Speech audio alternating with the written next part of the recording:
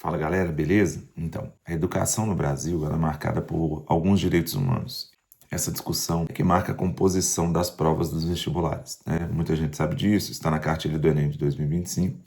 E aí eu vou nortear agora uma espécie de base aqui para vocês se prepararem para a prova, ou ao central agora a UF, mas isso vale para todas as provas, para você pensar em alguns pontos aí que estão acontecendo no Brasil nos últimos 6 meses aí. Bem, se nós pensarmos aí na questão da valorização da dignidade humana, a violência policial no Brasil, ela vem crescendo nos últimos tempos, diante do crime organizado, essa tentativa mais bruta da polícia de invadir favela e de fazer o combate, essa violência, esse entrucamento policial, ele está acontecendo no Brasil. Aí vale a gente lembrar de algumas coisas aí como base argumentativa para isso. A música do Titãs, por exemplo, né, dizem que ela existe para ajudar, dizem que ela existe para proteger, eu sei que ela pode te parar, eu sei que ela pode te prender, polícia para quem precisa, polícia para quem precisa de polícia, né? Por exemplo, é uma música do Titãs aí que pode fazer você iniciar essa crítica à questão policial. Ainda sobre a questão policial, dá uma olhada no assassinato da Candelária,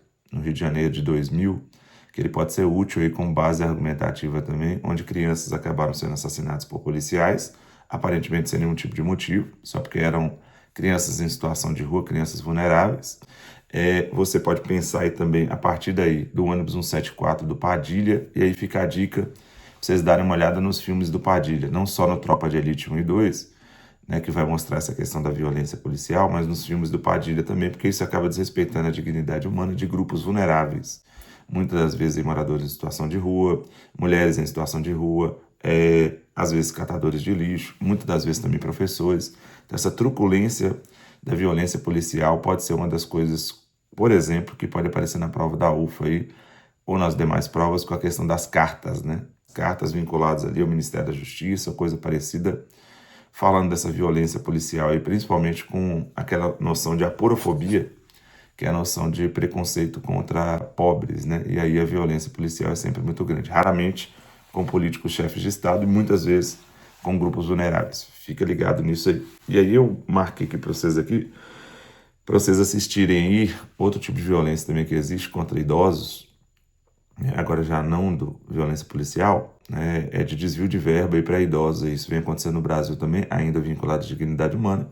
E outro grupo de vulnerabilidade são as mulheres. E aí gostaria que vocês assistissem um filme, fica a dica aí, o filme chama Salve Rosa, da Suzana, destacar essa questão da violência contra as mulheres, né? E aí fique esperto com essa valorização de dignidade humana, assistam Falcão Meninos do Tráfico. E tem dois aí que eu elenquei para vocês. Valorização das diferenças e da diversidade. Um dos maiores problemas do Brasil hoje é a violência contra terreiros de candomblé, né? E aí essa violência contra religiosidades de matrizes africanas, que já foi tema do Enem, vinculada à intolerância religiosa, ela pode aparecer de novo. E aí eu marquei aqui para vocês aqui também um filme aí, chama Cadernos Negros, do Joel Zito, onde nesse Cadernos Negros aí de 2025 vai mostrar essa questão da violência contra grupos religiosos aí, beleza? E tem uma medida provisória também do Lázaro Ramos, que é legal, não fala exatamente de grupos religiosos, mas fala da violência contra negros, né? Então, depois do Floyd lá nos Estados Unidos, isso ficou cada vez mais recorrente, mas a violência contra terreiros aí, ela é muito pesada no Brasil e ficou cada vez mais forte nos últimos tempos. Que também ataca outro ponto que a gente vai falar daqui a pouco, que é a laicização do Estado.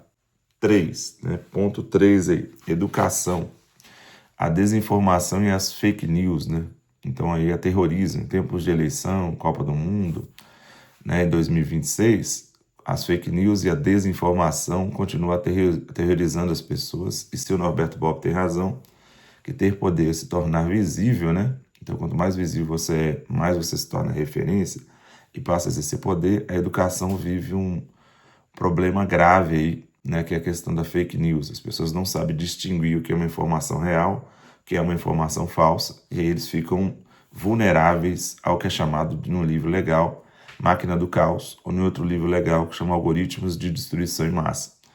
E aí uma mentira dita várias vezes ela se torna verdade, já diria o Goebbels lá nos anos 40, nos tempos da Segunda Guerra Mundial e do nazismo, e se isso for projetado, né, com esses aparatos tecnológicos, a educação fica vulnerável.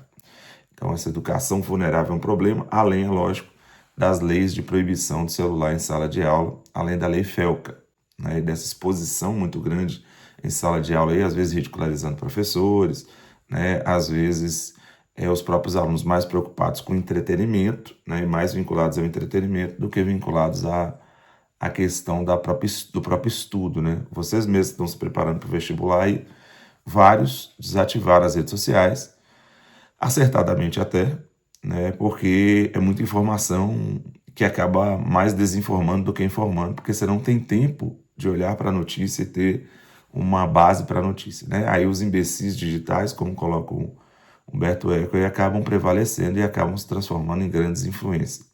Então essa desinformação e as fake news aí, e esse uso do celular aí, dos smartphones, é um dos maiores desafios aí em sala de aula. Então esse é um dos maiores problemas da educação no Brasil hoje, além da própria evasão escolar.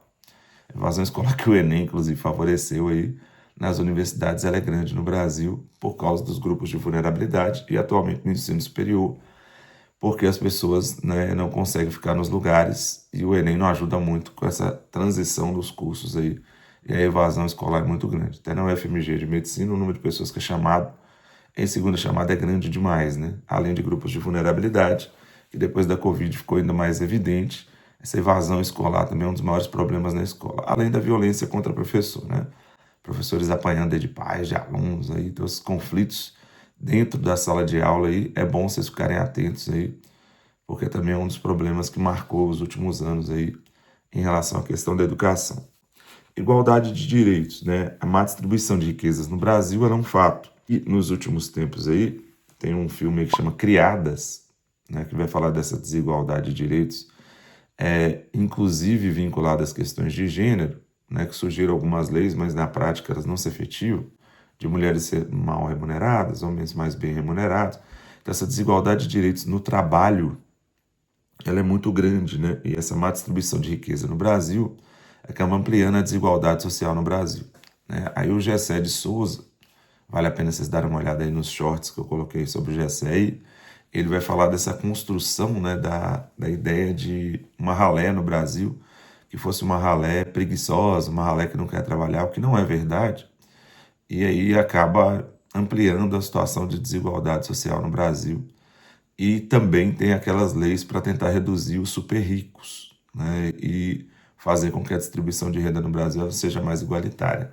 Essa é uma discussão aí que a chance dela aparecer também é bem grande no quesito, no quarto quesito, que é o que de igualdade de direitos, né? Mas na verdade o Brasil vive uma desigualdade de direitos e desde o período colonial é uma desigualdade estrutural no Brasil que passa por gênero, que passa por várias questões e que horas ela volta também.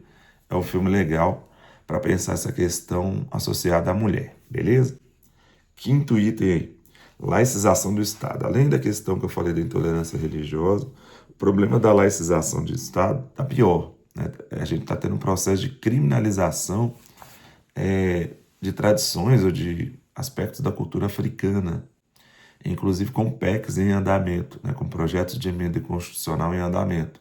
Esse é um problema, né? Em vez da gente, já historicamente no Brasil, né, mesmo com a Constituição de 1891 na República, era proibido, por exemplo, a capoeira. Então, voltar a criminalizar tradições da cultura africana é um problema gravíssimo no Brasil e isso está em andamento, né? Isso é contrário ao Itamar Vieira Júnior, é contrário à ascensão da Conceição Evaristo com o Conselho de Escrevivência, é contrário à projeção da Carolina de Jesus, né? Então, esse debate ele vai aparecer nas provas, aí na Federal de Uberlândia quase certo, mas vai aparecer nas provas sobre essa questão que envolve a laicização do Estado. E ainda sobre a laicização do Estado, você tem os debates sobre a questão do aborto, sobre procedimentos médicos que muitas religiões não permitem, que a pessoa, por exemplo, tem a transfusão de sangue e ela acaba chegando ao óbito. Então, esses conflitos de ordem religiosa, principalmente com a chegada das eleições presidenciáveis, ele é muito grande no Brasil, ele é muito pesado, muito denso no Brasil, e vocês devem ter atenção a ele aí. Então esse ponto é um ponto importante. E tem um filme legal que chama Virtuosas, de 2025 também, da Cíntia Dominici, que você pode, nesse último momento aí, tá dando uma olhada no filme, anotando, que pode ser que seja útil, né? Só para aquelas cartas que são endereçadas a ministros, é que talvez o filme, a não ser que ele reporte bem os problemas sociais, como acontece num outro âmbito aí com o filme Saneamento Básico, que eu já citei aqui, e que vale a pena vocês darem uma maratonada aí nos shorts e anotar, pode ser que seja muito útil. No final de cada shorts meu, eu estou sempre colocando um parágrafo, uma redação, uma dica relevante lá para você printar. Vale a pena você ficar ligado aí com essa questão associada à laicização do Estado, né? O Estado ele é separado no nome, mas ele não é separado na prática, né? Os discursos religiosos cada vez mais presentes na política e intolerância religiosa cada vez mais presente, gerando ódio, violência e vários problemas no Brasil, principalmente com pessoas que têm tradições de práticas indígenas ou africanas no Brasil. É um problema grave, o famoso papo do macumbeiro, né? Se um professor te chamar, por exemplo, para ir num terreiro, você não vai. Se te chamar para ir para a missa, é tranquilo. Então, assim, isso é difícil de tirar no Brasil, mesmo com o avanço das leis. Aí as leis viram o que o Norberto Bobbio chama praticamente de ficção jurídica. E aí tem um livro legal também, chama Deus e o Diabo na Terra de Santa Cruz, da Laura de Melo Souza, que pode ser que seja legal. A Emília Viotti da Costa também discute sobre essa questão, e o Luiz Motti também é um cara que discute sobre esses preconceitos com religiosidades de matrizes africanas e também, no caso do Brasil, de matrizes indígenas. E o próprio Itamar Vieira Júnior com o Torto Arado e as obras de referência da UFO, da FUVEST, trabalham para tentar quebrar isso através da literatura, né? E aí é bem legal que vocês fiquem atentos com esse preconceito aí às tradições de matrizes africanas, beleza? Outro ponto aí, né, particularmente eu acho que um dos que tem mais chance de cair, é a questão da globalidade da vivência, né? Viver em rede, que já foi um dos temas do Enem, é um problema grave. E aí um dos maiores problemas aí, eu que gosto de futebol, estou muito vinculado a esse problema aí, né, diariamente nos meus grupos de WhatsApp, que são jogos virtuais, né? Ontem mesmo, num time de FIFA aí, que é o IFC, que eu já joguei, a gente até parou de jogar lá, por causa da correria de cada um, né? Cada um de sua correria, mas a galera lá de Santa Catarina estava fazendo aposta, né, nos jogos aí de Real Madrid e Barcelona, então, e no Corinthians e São Paulo. Então, assim, esses jogos virtuais estão destruindo as famílias, destruindo as amizades, né? Acabando com o pouco de dinheiro que o brasileiro já não tem. E aí tem várias séries aí discutindo sobre esses jogos de azar, e lembrando que desde a época de Jânio Quadros, lá com o Jogo do Bicho, essa proibição de jogo do bicho no Brasil sempre foi muito impopular, e com o avanço das bets, isso se tornou um terror, né? Então, aí, do Tigrinho aí da Virgínia, passando pelas bets que patrocinam praticamente todo o futebol brasileiro, esses jogos de azar no Brasil, aí, principalmente no ambiente online, eles são um dos maiores problemas da história do Brasil atual, e é difícil de frear isso. E essa discussão aí, para quem quiser ir para a filosofia, aí tem o Walter Benjamin, né, que fala como que o entretenimento e o avanço das tecnologias, principalmente com os jogos, poderia controlar as massas, né? Ele já falava isso lá nos anos 40, anos 50, e essa discussão ela acabou se tornando muito atual aí com o avanço da globalização. É quase que irrefreável o avanço das bets, e aí tem que ter as regulamentações, e as regulamentações incomodam muito, né? Principalmente porque isso já seduzia muito o público infantil, mas seduz também muito o público adulto, né? Tem gente que joga regularmente, aí tem sites na internet, tem discussões no Instagram ali de como é que a pessoa vai apostar. O brasileiro sempre quis fazer essa fezinha, né? Essa vontade de ganhar dinheiro de forma lícita ou ilícita. No Brasil ela é gigante. Sérgio Buarque de Holanda discute isso. A Casa e a Rua aí do Roberto da Mata, né, que vai discutir isso também, esse vínculo do brasileiro no futebol, no carnaval, essa ideia de ganhar dinheiro de forma fácil no Brasil, isso é histórico. Fica ligado nesses jogos de azar aí, que eles podem aparecer. Aí tem Eu Não Te Ouço, do Caco Ciocler, que também é um filme de 2025, e pode ser legal de vocês assistirem, além de estar passando uma série nacional, inclusive, sobre o Jogo do Bicho. Dá uma olhada nisso, que isso pode ser bem importante para vocês aí na prova aí, e pode ser decisivo aí sobre essa questão dos jogos de azar no Brasil. Ainda no ambiente virtual, já falei da questão do celular, da dependência do celular na educação, né, e acaba sendo um desafio, em vez da internet vir para melhorar a vida das pessoas, como as aulas aí gratuitas que eu estou colocando aqui no canal, né, e você pode assistir a aula aqui do, sei lá, do Pierre Levy, você pode assistir a aula aqui do Habermas, que discute essa questão da internet, mas não. Acaba que o entretenimento, o vício, né, e a dependência do celular são maiores ou mais poderosos para a formação de imbecis digitais do que os recursos positivos que a internet pode gerar. Essa questão aí deve aparecer na prova aí, quase que de forma invariável, né, e possivelmente na redação. Né? Fica ligado aí que esse é o sexto ponto. E o sétimo ponto, para a gente ter uma produtividade aqui e não alongar tanto, é a questão de sustentabilidade. Né? Vivemos um momento estranho. Se o Milton Santos, com a crise da OPEP, falava que a base de matérias-primas do mundo, os países que têm matérias no mundo, matérias-primas, tinham quase que uma urgência de ser sustentável, e dei uma olhada aí na aula de ética, para falar sobre ética ambiental, né?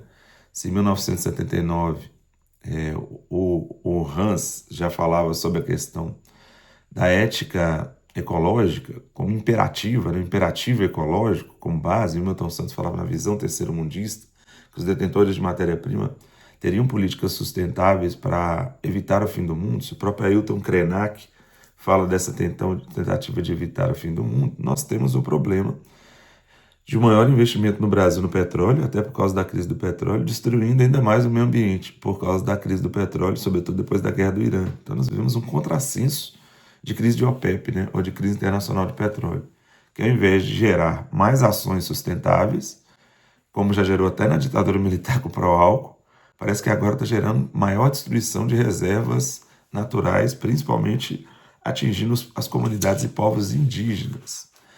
Então, não por acaso, né, a UF colocou aí o Caraíba, você fica esperto com essa discussão, porque, e tem também um filme legal, chama Aventuras de Macunaíma, do Chico Faganello, que vai discutir essa questão de como é que os povos indígenas estão ainda mais vulneráveis, né, com o avanço aí das empresas aí, e com a própria aproximação do Brasil em relação aos Estados Unidos aí, num caráter predatório de exploração. Estranho, porque parece que o caminho era bom depois da crise da OPEP de 73 e agora parece que com a crise da OPEP de 2026, ou com a crise do petróleo, né, não necessariamente chamada de OPEP na atualidade, parece que está tendo um regresso aí em relação a esses acordos aí para destruir as bases de reservas naturais, não só do Brasil, mas como do mundo. Então nós vivemos um cenário nebuloso em relação a essa questão do petróleo e a vulnerabilidade das comunidades indígenas grande, por isso que os vestibulares aí, principalmente na área de literatura,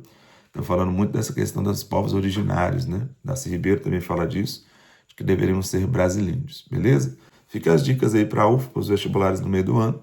Ainda vou dar algumas dicas ainda, mas vale a pena se dar uma olhada na que eu fiz aí para a prova da FUNORTE sobre a área médica aí, beleza? Abraço para vocês e boa prova aí na UF e boa prova nos vestibulares aí. Conta comigo, bora para cima, fica ligado nos direitos humanos para a educação. Essa é a base dos vestibulares.